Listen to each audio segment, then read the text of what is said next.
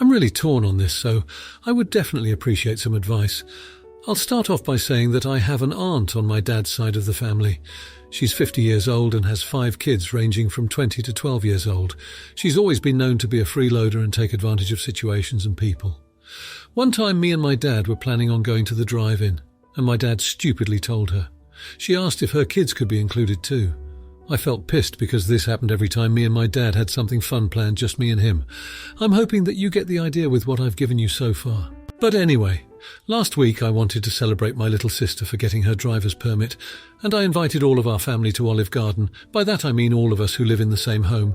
I told everyone to clear their schedules for Friday afternoon, because I didn't want anyone to feel left out. Well, that's where I messed up, because my dad told my aunt and told her she could tag along without telling me. We showed up to Olive Garden at around 4:30 p.m, and I asked for a table for 5, me, my dad, my 2 sisters and my grandpa. But my dad said that if they could make it a table for 12. I asked why, and that's when he told me. I was pissed, especially because my aunt and my little sister have history, but I didn't think much of it because I wasn't expecting what was coming up. We're seated, and around 30 minutes later she shows up with all her kids. We eventually order, and she kept ordering expensive dishes and lots of drinks. I was kind of in awe, considering she lives off of food stamps, which I don't shame anyone who does, but she kept ordering like she was Scrooge McDuck on just another Tuesday. The bill eventually comes up and I ask for it to be split. She says in such a grating voice, "What do you mean split bill? I thought you were paying for us." That's when it clicked. She only came for the free food. I immediately glared at my dad, who started blaming me, saying, "Why would you offer to pay and then not follow through?" Maybe because I wasn't expecting to pay for another 6 people? I ended up asking the waitress how much it would be because I didn't want to ruin the mood and my little sister's accomplishment. The bill came out to be about $557.87. Excluding what me and my family, my dad, my 2 sisters and my grandpa, ate, it would be about $243.68. I outright refused to pay for her and her kids' meals. I felt as because 2 of them are still kids, but I never invited her myself, let alone agreed to pay for her bill. Now my dad is calling me a jerk because he had to pay for it with his credit card. I don't believe I did anything wrong, but that's the reason I'm here. Am I the idiot? Edit 1. I know I will definitely sound just like any other user saying I was not expecting this to blow up, but I truly mean it. Also, sorry for all of the grammar and spelling mistakes if there is any. English doesn't happen to be my first language. I'd like to thank all of you who gave me truly helpful advice and even gave me some words of encouragement. There are quite a few comments, but I'll make sure to go over each and every one of them. There seems to be some confusion, so I will clarify here, although if you'll need context on something else, let me know in the comments. I'm 18 years old. I currently don't attend college because I'm trying to save up and just taking a gap year.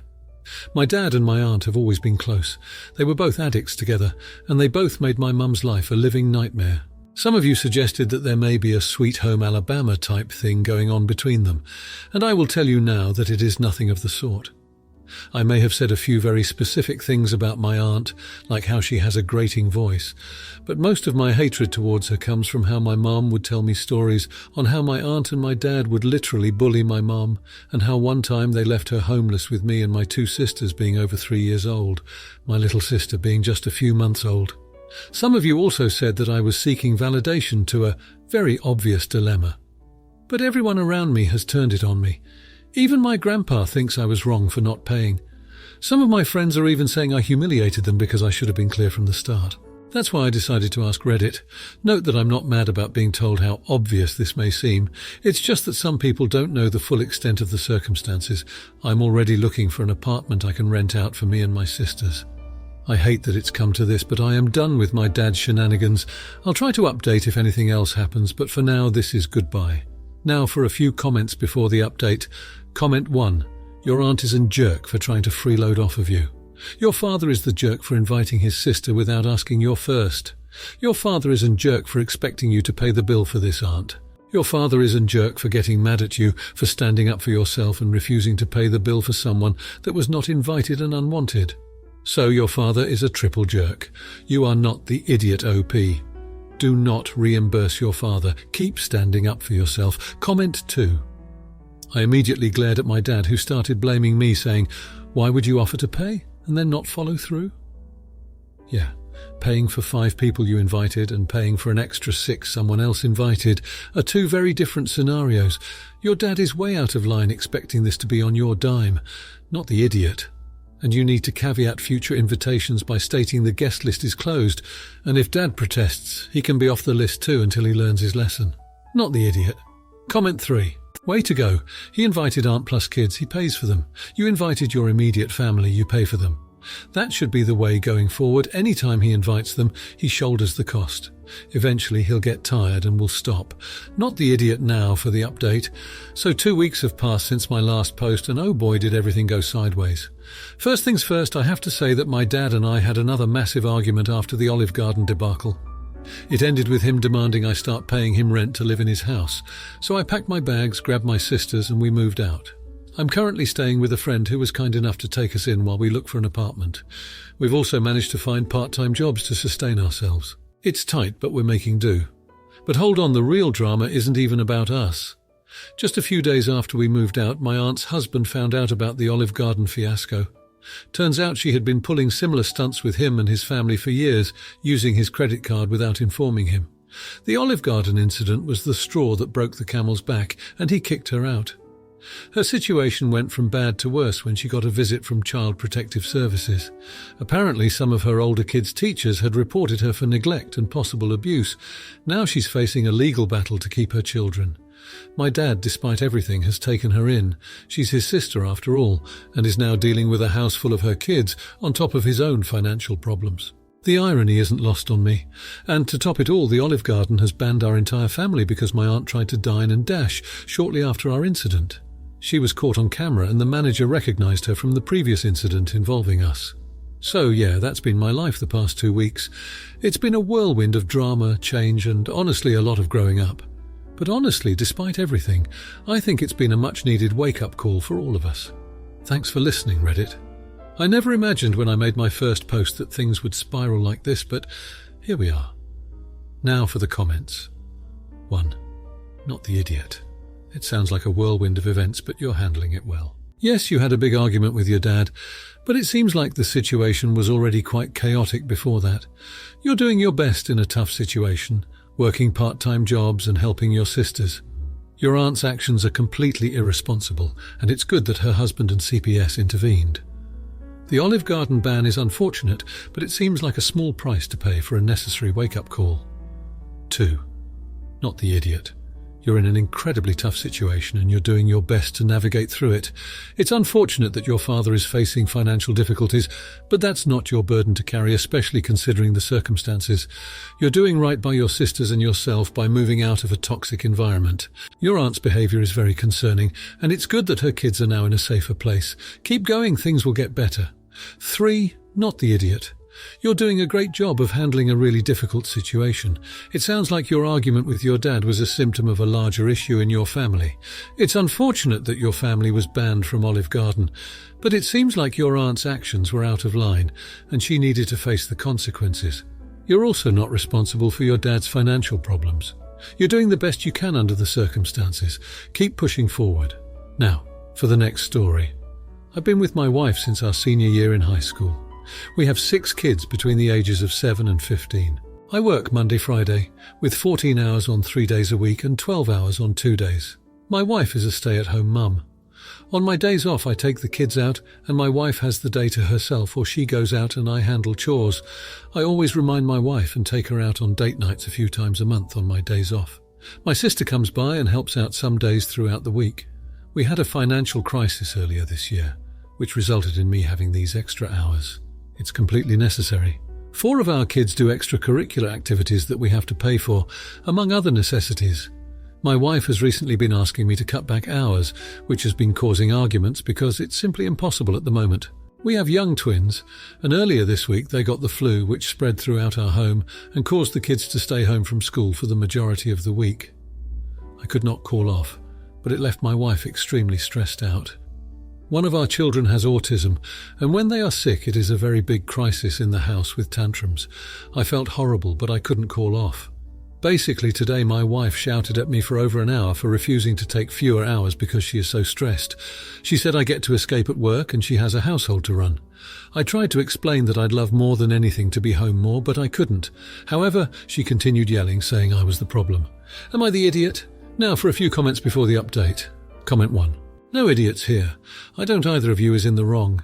For you, it's impossible to take fewer hours because of your shared financial situation. You're working to provide your family with the necessities and keep a roof over your head. You can't sacrifice that. For her, she's stressed and overwhelmed from taking care of sick kids all day. It's understandable that she's worn out. But in the end, you're both working all day and need help and understanding from each other. Moving forward, I think the best thing to do is to have better communication and some sort of accommodation. She needs to not yell at you because it's not all about her.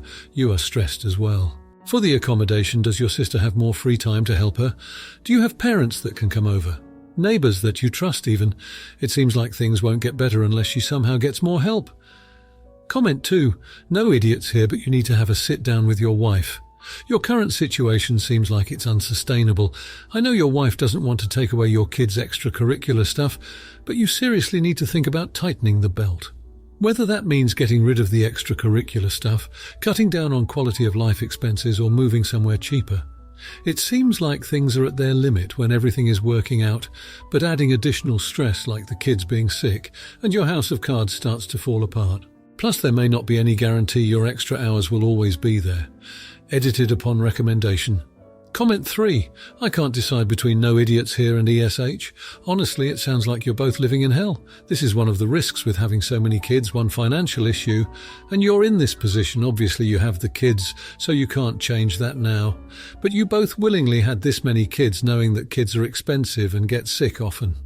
This is just an awful situation for everyone, and unfortunately it won't last. Something's got to give here. Someone will blow up, or perhaps worse. Something needs to change, or there will be serious consequences. Have you thought about your own health OP between the work hours and emotional stress? Now for the update. Well guys, things took an unexpected turn for the better. In my last post, I mentioned the heated argument I had with my wife about my long hours and her feeling overwhelmed with managing the household and our 6 kids. The situation was fairly grim and tensions were high, especially since our twins were down with the flu. So here's what happened. After another long shift, I walked into my house expecting another round of arguments. The house was eerily quiet. The twins, thankfully, had recovered from the flu and were sleeping. My wife was sitting at the kitchen table, looking drained. My heart dropped, but before I could open my mouth to apologize or start a conversation, she just looked at me and said, "I know you're doing your best." I was taken aback, but that simple phrase felt like a weight had been lifted off my chest. She continued, "I was stressed out and I took it out on you. You're not escaping at work. You're working for us, for our family. I see that now." We had a long heart-to-heart conversation after that, something we hadn't done in ages. We realized that we had been so caught up in the chaos of our lives that we had stopped communicating effectively and started assuming the worst of each other. We agreed to hold regular open conversations to understand each other's expectations and stresses better. Another interesting development was her decision to start working part-time from home. She explained that she felt a need for something more than just household chores and child rearing. She was a graphic designer before our first was born, and she's decided to take up freelance gigs. This not only gives her a sense of individuality, but also helps with the finances, allowing me to potentially reduce my hours in the future. As for the kids, our oldest, who's 16, has started stepping up and helping around the house. We had a family meeting where we explained the situation, and it was heartwarming to see our children, even the younger ones, willing to pitch in. In conclusion, things are looking up.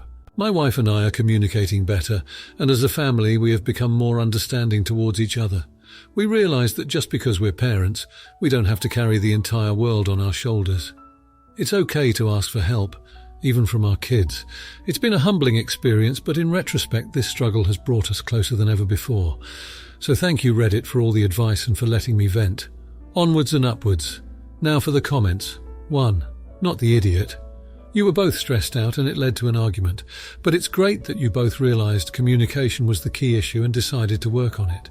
It's incredibly important to understand each other's expectations and stresses to maintain a healthy relationship. Kudos on that too. No idiots here. It's clear that your wife was going through a tough time and perhaps didn't handle it in the best way initially. However, it's commendable that she recognized her mistake and apologized. It's also great to see that she's decided to work part-time, which will not only contribute financially, but also give her a sense of purpose and individuality. 3. Not the idiot. It's really heartwarming to see your oldest child stepping up to help around the house. It's a tough situation, but you seem to be navigating it well as a family. Being open about your needs and asking for help when necessary is crucial, and it's great that you all are doing that. Keep up the good work. Now for the next story. My spineless son Richard, who is 38 years old, has prioritized his wife and stepkids over his own daughter Hayley, who is 18 years old. It has happened multiple times, so I have decided to disinherit him and rescind his stepkids' 529 college funds. I'm not here for judgment on whether I should disinherit him or rescind the college funds, but if it's fair to my other 2 kids by leaving my granddaughter an equal share of my estate. The way my will is currently written, my estate will be split equally 3 ways. I have set up 529 funds for all my grandchildren, of which I am the sole owner, and that is all I planned for them to receive, except for family heirlooms. I'm seeing my lawyer Friday to make the change. My other 2 kids, who are 41 years old male and 36 years old female, say it's not fair to their kids. Everyone agrees that Richard, his wife and stepkids are disowned and out of the family. Richard is extremely upset, but you reap what you sow. He is certainly not going to leave anything to Hayley now. My other 2 kids have substantial assets themselves and will be leaving their assets to their children. I don't understand why, with this being the case, Hayley should not get her father's portion. They think I should leave his share to all the grandkids equally. I am not so convinced. Am I the idiot? Now for a few comments before the update. Comment 1. Not the idiot, but it's strange how all your kids turned out this way. I perceive your other 2 children as being very greedy and heartless in this instance. Their niece is already facing life without a real father. Why are they so intent on grubbing every penny they can from your casket for themselves and their kids? Frankly, I give major side-eye to people who feel so entitled to make such selfish and unreasonable demands of a will. Please ensure that will is airtight so that your greedy children can't screw over your niece, and make sure you tell her while you're still alive that it would absolutely fly in the face of your final wishes if she were to capitulate to any emotional manipulation they may try to pull when you're gone. Comment 2. So you've split things 3 ways for each branch of your kids, and in one branch you're just skipping over the kid and giving it to his kid. Not the idiot. You're splitting things fairly between the 3 branches. You're doing it based on your kids, not on how many kids they have. If your other 2 kids want to give their portion to one of their kids, they can damned well do that. Edit. Additionally, now wondering if the 2 other kids push to disavow the 3rd for bigger portions to themselves. Comment 3. I think your plan is sound and fair. I assume Hayley is Richard's only child. Your other kids are being greedy, not the idiot. I annul, but my understanding of wills is that you should give Richard something, so he have a hard time contesting the will. He won't be able to claim he was overlooked. Also warn Hayley that Richard will be upset and might try to pressure her into giving him some or all of the money. Now for the update. Well, folks, let me start by saying I'm almost too exhausted to type this update, but the last 2 weeks have been a roller coaster and I think it's important to share. First, I had a long talk with Richard. I told him how I felt about his treatment of Hayley. It was emotional and tear-filled, but I believe it was necessary. He listened, really listened, and said he'd been unaware of how much his actions were affecting Hayley, but that he wanted to fix it. He promised to make more of an effort with her, which was encouraging. A couple of days later, I got a call from my lawyer. Apparently, news of my potential will change had reached him. Thanks for nothing. Local gossip mill. He strongly advised against disinheriting Richard, said it could lead to a drawn-out legal battle that could tear the family apart even more. Not wanting that, I met with him to discuss other options. Then came the bombshell. Richard's wife, out of the blue, filed for divorce. She found out about my plans to disinherit Richard and rescind the college funds for her kids. She didn't take it well. There were accusations of Richard marrying her for the money. They are currently in the middle of a messy divorce. In light of these developments, I held off on changing the will. My focus shifted to supporting Richard and Hayley through this tough time. They've actually been spending a lot more time together recently, which has been a silver lining through all of this. Meanwhile, my other 2 kids, seeing the chaos unfold, have softened their stance on the will. They've realized that ensuring their kids fair treatment is more important than fighting over inheritance. So for now, the will remains unchanged. Richard and Hayley's relationship is improving, and I'm hopeful that we can rebuild from here. It's been a hard lesson, but I think it's brought some much-needed perspective to all of us. I'm holding off on any decisions about the will until the dust settles. We'll keep you posted as things progress. Thanks for all the advice and support. Now, for the comments, not the idiot. It's commendable that you're taking a step back in the interest of family harmony. It's a tough situation, but focusing on supporting Richard and Hayley through the divorce is the right move. Also, it's great that your other kids are starting to understand the complexity of the situation. Not the idiot, but be cautious moving forward. It's clear that you're dealing with a delicate situation, and any rash decisions could cause more harm than good. Your lawyer gave sound advice. Disinheriting Richard could lead to unwanted legal battles. It's wise to wait until things settle before making any decisions about the will. Not the idiot. You're in an unenviable position, and are clearly trying to do what's best for your family. Richard's wife filing for divorce adds another layer of complexity to the situation. It's good that you're postponing changes to the will. Your focus right now should be on supporting your family through this difficult time. If you liked this video, you'll probably like these too. Also, while you're here, please consider subscribing. It's your support that keeps this channel alive and allows me to make better and longer videos. Have a great day.